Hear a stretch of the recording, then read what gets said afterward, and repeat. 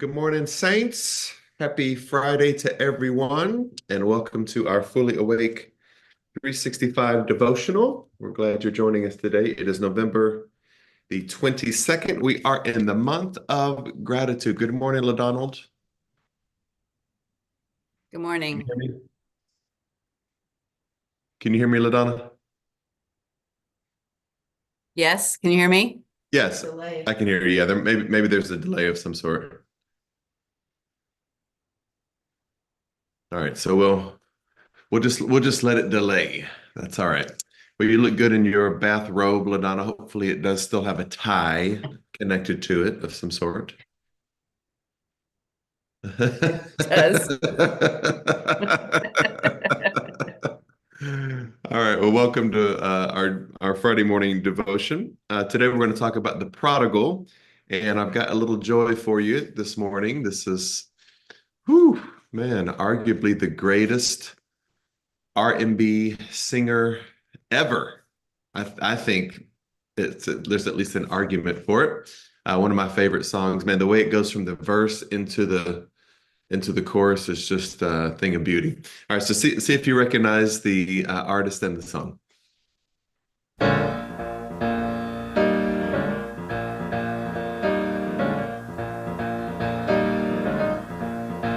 You better think about what you're trying to do to me. Think, let your mind go, let yourself be free. Let's go way on, way back when. I didn't even know you couldn't have been too much more than 10. I ain't no psychiatrist, I ain't no doctor with degrees, but it don't take too much time to see what you're doing to me. You better think about what you're trying to do to me, yeah. Think, let your mind go, let yourself be free.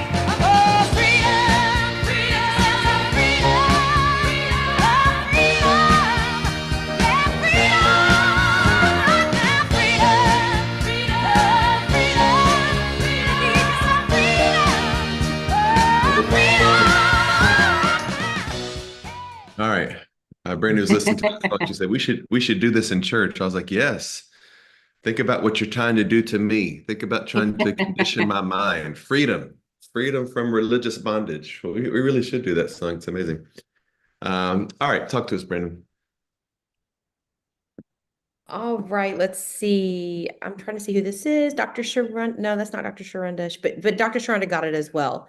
Dr. Sharonda, Mary. I guess that's Fred. Is that you, Fred? I guess. And you, yep, let's see. Over on YouTube. Look at how many people are over here on YouTube today. Miss Myrna, Margie, Cheryl. Hey, Miss Cheryl. Well, Cheryl always says this. Cheryl says, Gary said. Gary says. Gary is always guessing. Geronte, Daphne, Elita, Robbie, and let's see here. So it looks like everybody got the artist and the title. Really? Yeah, think about what you're trying to do to me. All right, well, good job this morning. Everybody gets an F plus. Woo, you barely passed. A plus plus 100% is not enough. LaDonna, every day is Mother's Day. Song. Bishop Larry early to Scott in the start. house. Red lipstick and Coca-Cola being rebuked off of your life in Jesus' name. All right, LaDonna's going to give us our affirmation. I want you guys to really enjoy. Okay. Ooh, this has to be the greatest affirmation I- I've ever read. I have a proposal for you this morning. All I right. have a proposal for those people who are really short on time and Yep. need to just get their devotions. Let's make a book of just my affirmations because it's for speed readers only.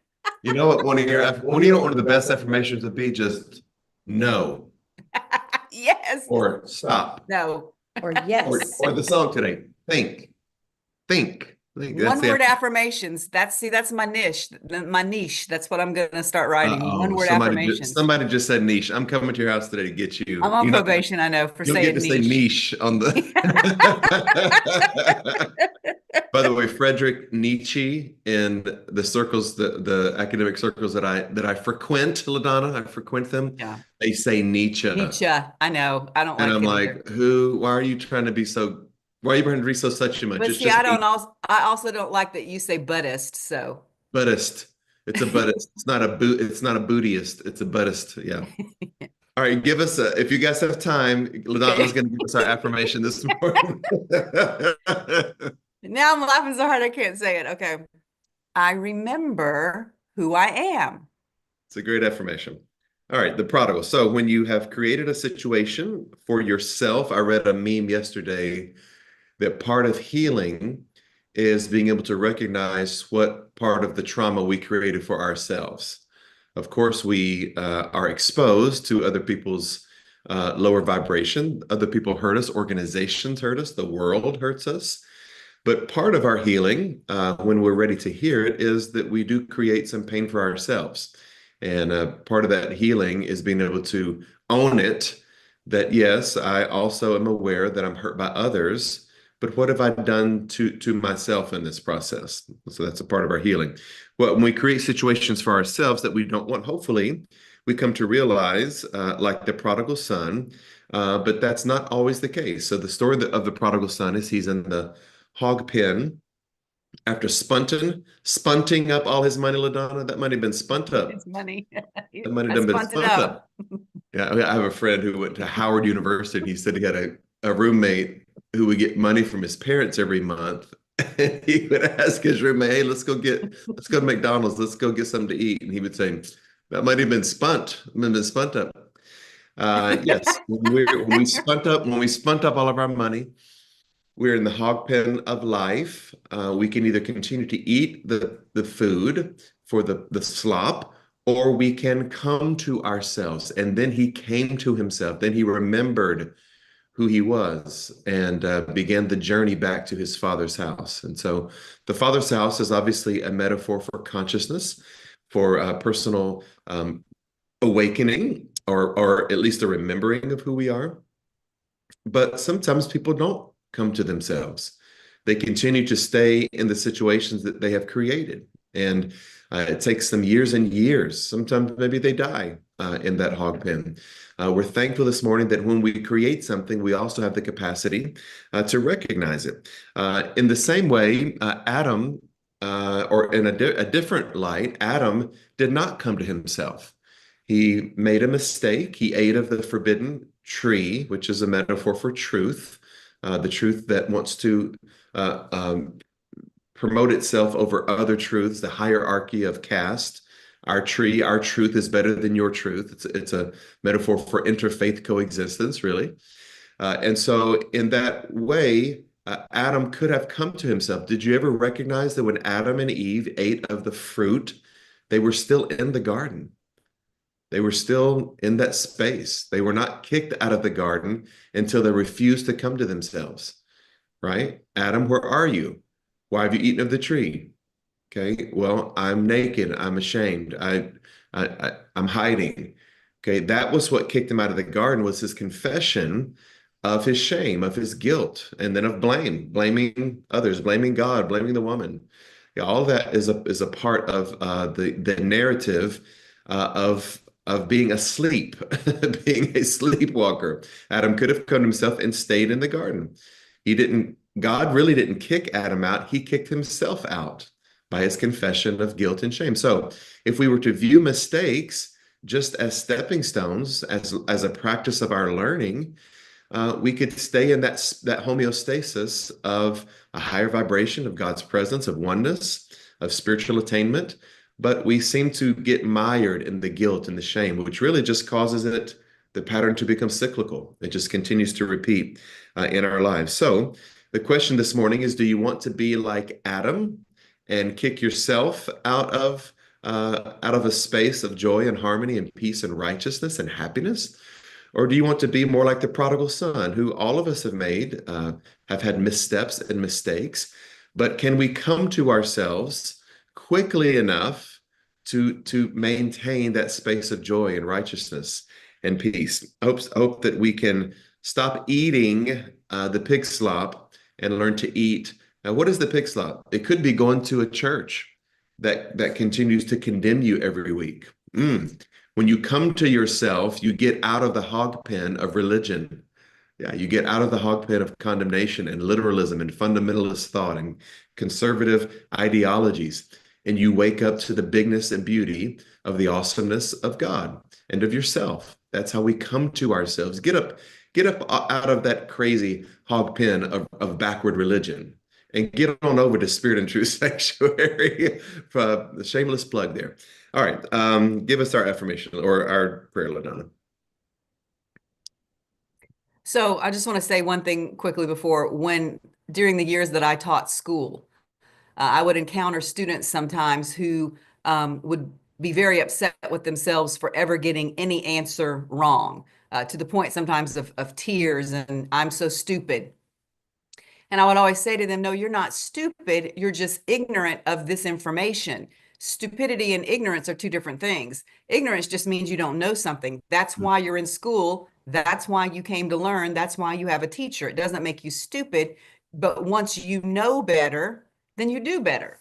Right. So I just want to make that little point. And our prayer now is, merciful God, help me remember who I am and what I deserve today, and that I am not stupid. I am just ignorant of some things, which means I can learn.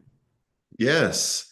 So I would ask the question, if ignorance is just not knowing something, is stupidity knowing something and refusing to do it? Yes. Yes. Yes. You stupid. It's You it's stupid. knowing better, but not doing it anyway. I mean, or doing it anyway. Your mama's stupid. Your brother's stupid. Bishop Pearson has a family member. I won't say which of, he has many, but when his father was still alive, this family member had found some land that he thought would be a good investment for the family. And it was way out where no one was. They didn't have any sewage, any running water. It was a bad investment. And so they were all in the car to see this big investment idea for the Pearson family. And when they got there, Carlton's dad looked at this family member of Carlton's and said, I knew you were stupid. I told your mama when you were born that you were stupid, but now I know that you're stupid.